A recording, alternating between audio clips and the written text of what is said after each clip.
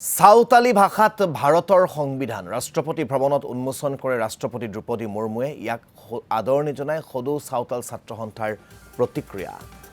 সাঁওতাল ভাষা ভাৰতৰ অতি প্ৰাচীন ভাষাসমূহৰ অন্যতম, কিন্তু একাংশই সাঁওতাল ভাষাক চাহ বাগিচাৰ ভাষা বুলি পৰিচয় কৰাই দিয়াৰ চেষ্টা কৰি আছে। ইফালে ৰাষ্ট্ৰপতিৰ সাঁওতালি সংবিধান উন্মোচনৰ প্ৰতি সঁহাৰি জনাই মুখ্যমন্ত্ৰীয়ে ছ'চিয়েল মিডিয়াত দিছে এক বিশেষ পোষ্ট।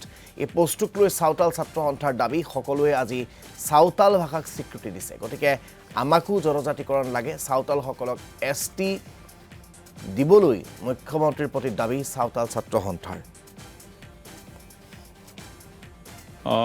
এইখিনি সময়ত মই প্ৰতিদিন টাইমছৰ সাংবাদিকসকলক সাঁওতাল ছাত্ৰ সন্থাৰ পৰা অভিনন্দন জ্ঞাপন কৰিছোঁ।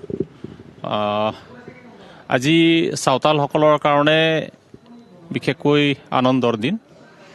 বিশেষকৈ যোৱাকালি CP ৰাধাকৃষ্ণন তথা ভাৰতৰ উপৰাষ্ট্ৰপতি মহোদয়ৰ নেতৃত্বত ভাৰতৰ মহামহিম ৰাষ্ট্ৰপতি মহোদয়াই সাঁওতালসকলৰ যি সান্থালী লিপি আৰু সান্থালী ভাষা, ভাৰতৰ পবিত্ৰ সংবিধান সান্থালী ভাষাৰে অনুবাদ কৰি সান্থালীসকলে ভাৰতৰ পবিত্ৰ সংবিধানখন ভালকৈ জানিবৰ কাৰণে, ভালকৈ পঢ়িবৰ কাৰণে আৰু ভাৰতবৰ্ষৰ গোটেই শাসন ব্যৱস্থাটো বুজিবৰ কাৰণে সান্থালীৰে অনুবাদ কৰিলে।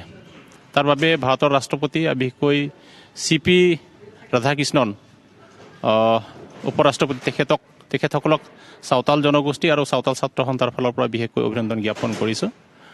আৰু